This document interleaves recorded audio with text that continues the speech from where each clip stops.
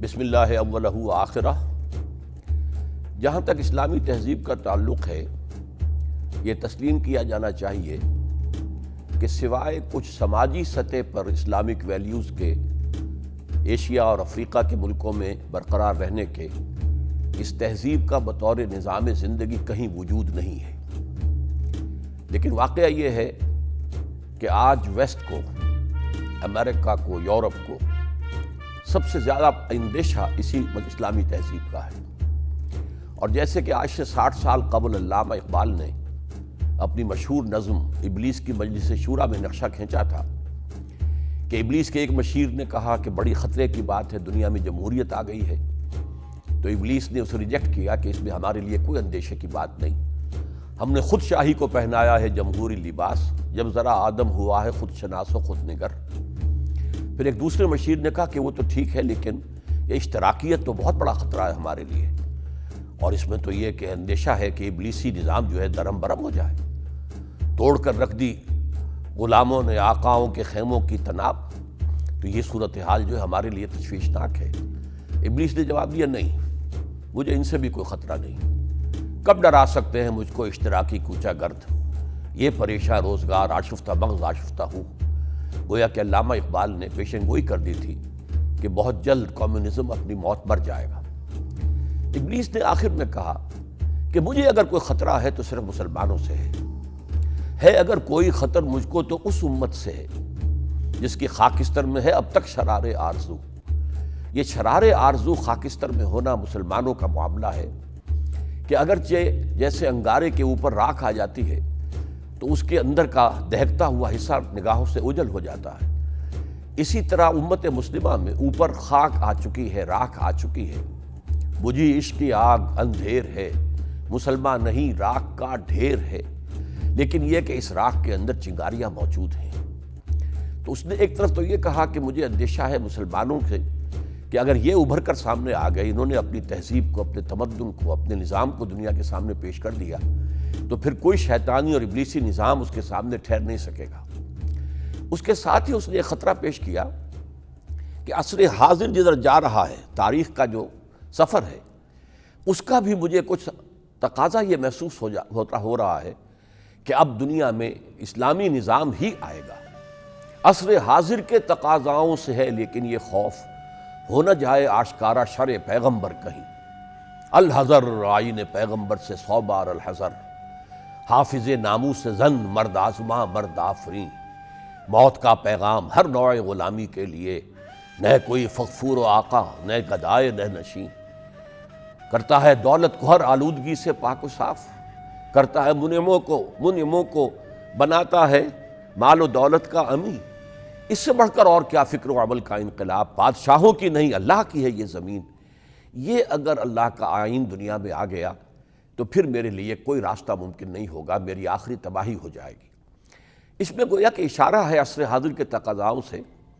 کہ ہیگل اور مارکس کے فلسفے کے مطابق تھیسس اینٹی تھیسس سنتھسس کا جو سلسلہ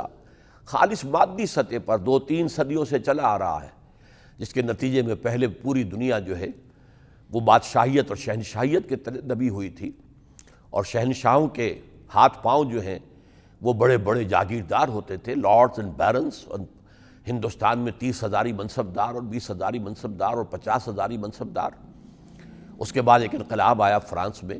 اور یہ شہنشاہیت کا دور ختم ہوا، لیکن یہ کہ اس کے کوکھ سے پھر سرمایہ داری نے جنم لے لیا، اور پہلے اگر جاگیردار مسلط تھا تو اب سرمایہ دار مسلط ہو گیا، تو اس کا پھر اینٹی تھیسس پیدا ہوا اور کمیونزم وجود میں آیا، اور ان کے درمیان جو ہے اب کمیونزم بھی چونکہ ختم ہو چکا ہے، تو ان کے مابین سنتھسس اگر کوئی ممکن ہے، تو ایک طرف ہم دیکھ رہے ہیں کہ اب کیپٹلزم گلوبلائزیشن کی طرف جا رہا ہے، یہ اپنی آخری سرحدوں کو چھونا چاہتا ہے، اور جیسے کہ فوکویاما نے پیشن گوئی کر دی تھی کہ اب ہمارے مقابلے میں کوئی نہیں ہے، دس از دی اینڈ آف ہسٹری، ہم تاریخ کے انتہا کو پہنچ چکے ہیں، اب ہمارے مقابلے میں کوئی نظام نہیں آ سکتا، ہماری لبرل سیکولر ڈیموکریسی، ہمارا انٹرسٹ بیس کیپٹلزم اور ہماری فری سیکس سوسائٹی، اس کے مقابلے میں کوئی نہیں آ سکتا۔ لیکن یہ کہ دیکھنے والے دیکھ رہے ہیں کہ نہیں، عالم اسلام کے راکھ کے نیچے دبی ہوئی کی چنگاریاں ہیں۔ اس کا پس منظر بھی میں چاہتا ہوں کہ ہم اچھی طرح سمجھ لیں۔ ہوا یہ تھا کہ تقریباً 500-600 سال کی کے تنزل اور انحطاط کے نتیجے میں اسلامی دنیا اتنی کمزور ہو چکی تھی کہ سوائے سلطنت عثمانیہ کے باقی پورا عالم اسلام یورپین کولونیلزم کا بہت ہی کے لیے لقمہ تر ثابت ہوا۔ بڑی آسانی سے انہوں نے بڑی بڑی حکومتوں کو گرایا اور اپنی سلطنتیں قائم کر لی۔ لیکن یہ کہ اس دور میں ظاہر بات ہے کہ اسلام جو ہے وہ بالکل صرف ایک مذہب کی سطح پر ریڈیوس ہو کر رہ گیا کہ نماز پڑھ لو، روزہ رکھ لو، اور اگر اللہ توفیق دے زکوٰۃ دے دو، صدقات و خیرات کرو، حج کر لو۔ باقی سارے معاملات دی پولیٹیکل سوشو اکنامک سسٹم وہ ظاہر بات ہے کہ جو کولونیل پاورز تھی ان کی مرضی کے مطابق چلنا تھا۔ تو ہوتے ہوتے مسلمان عوام بھی نہیں صرف بلکہ ان کے علماء بھی اس فکر کے کچھ عادی اور خوگر سے ہو گئے کہ اسلام کا تعلق جو ہے وہ صرف انسان کی انفرادی زندگی سے ہے۔ لیکن جب یہ کولونیلزم کا لحاف اترنا شروع ہوا اور بستر طے ہونا شروع ہوا اور مسلمان جاگے، ہوش میں آئے، تو انہیں یاد آیا کہ ہمارا ایک نظام بھی ہوتا تھا، ہمارا اپنا ایک سیاسی نظام تھا، معاشی نظام تھا، ہمارا سماجی نظام تھا، ہمارے تعزیرات تھیں، ہمارا سول لاء تھا، ہمارا کرمنل لاء تھا، ہمارا قانون شہادت تھا، ہمارا قانون وراثت تھا، ہمارا ایک مکمل نظام حیات تھا۔ اب جب کہ ہم آزاد ہو گئے تو ہمیں اسے دنیا میں دوبارہ نافذ کرنا چاہیے۔ یہ وہ تاریخ کا تقاضا تھا کہ جس کے نتیجے میں انڈونیشیا سے لے کر اور افریقہ تک مسلمانوں میں تقریباً ایک ہی وقت میں بیک وقت ایسی تحریکیں اٹھیں کہ اسلام کو ایک نظام حیات کی حیثیت سے پیش کیا جائے اور قائم کرنے کی جد و جہد کی جائے۔ چنانچہ انڈونیشیا کی مظلومی پارٹی، ہندوستان کی جماعت اسلامی، ایران میں فدائین اسلام، عرب ممالک میں مصر سے آغاز کرنے والی الاخوان المسلمون،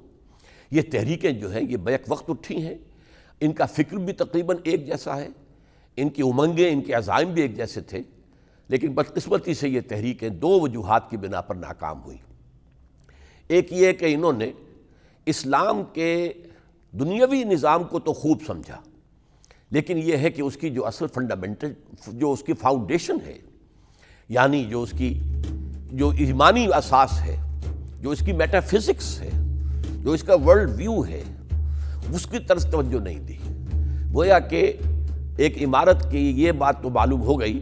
کہ اس میں یہ ڈرائنگ روم ہے، یہ جو ہے ڈائننگ روم ہے، یہ کچن ہے، یہ بیڈ رومز ہیں، یہ فلاں ہے، یہ فلاں ہے، یہ لاؤنج ہے، لیکن اس کے نیچے کی فاؤنڈیشن کے اوپر جتنی توجہ مرکوز ہونی چاہیے تھی وہ نہیں ہوئی۔ ایک تو اس کمی کی وجہ سے، اور دوسرے انہوں نے میتھڈالوجیز جو ہیں وہ اپنی ہم عصر تحریکوں سے اخذ کی، کمیونسٹ موومنٹ سے یا نازی موومنٹ سے، طریقے تنظیم ہو اور تحریک چلانے کے انداز ہوں۔ کہیں الیکشن کے ذریعے سے کوشش کی گئی کہ اسلام کو نافذ کر دیا جائے، کہیں کسی اور مغرب سے مستعار لیے ہوئے طریقے آزمائے گئے، لہذا یہ تحریکیں سب کی سب ناکام ہو چکی ہیں۔ اس میں صرف کہہ سکتے ہیں کہ جو ایک تیاری ہوتی ہے ذہنی، فکری،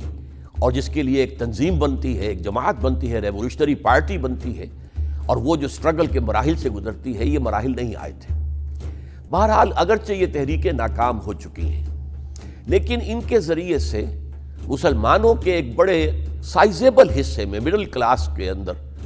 ایک فکر پیدا ہو چکا ہے، ایک خواہش دلوں میں انگڑائیاں لیتی ہے، چاہے وہ اس خواہش کے لیے کوئی قربانیاں دینے کو تیار نہ ہو، میدان میں آنے کو تیار نہ ہو، لیکن ایک آرزو ہے، اور وہ آرزو یہ ہے کہ اسلام دنیا میں دوبارہ ایک dominant politico socio economic system کی حیثیت سے قائم ہو۔ اور یہ وہ چیز ہے جسے مغربی تہذیب بھانپ رہی ہے، دیکھ رہی ہے، اور ان کی تشخیص جو ہے غلط نہیں ہے۔ انہوں نے جو عالم اسلام کا یا مسلمانوں کا حالیہ تجزیہ کیا ہے، جو سب سے زیادہ جو ریسنٹ ہے، یعنی جو رینڈ کارپوریشن کی 80 پیجز پر مشتمل رپورٹ آئی ہے کہ مسلمان 4 قسم کے ہیں،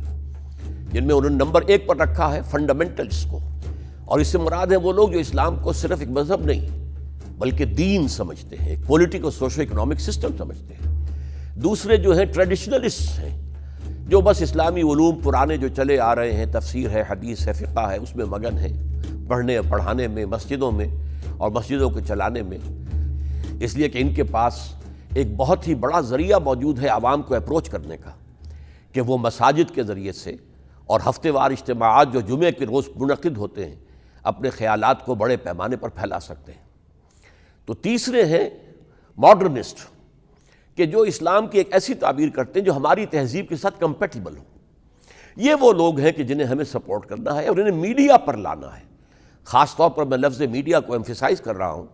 اس لیے کہ ان کے پاس اپنا کوئی ذریعہ موجود نہیں ہے، نہ وہ مسجدوں میں خطیب بن سکتے ہیں، نہ وہ کہیں پر جو کسی مدرسے میں وہ مدرس بن سکتے ہیں دینی مدرسے میں،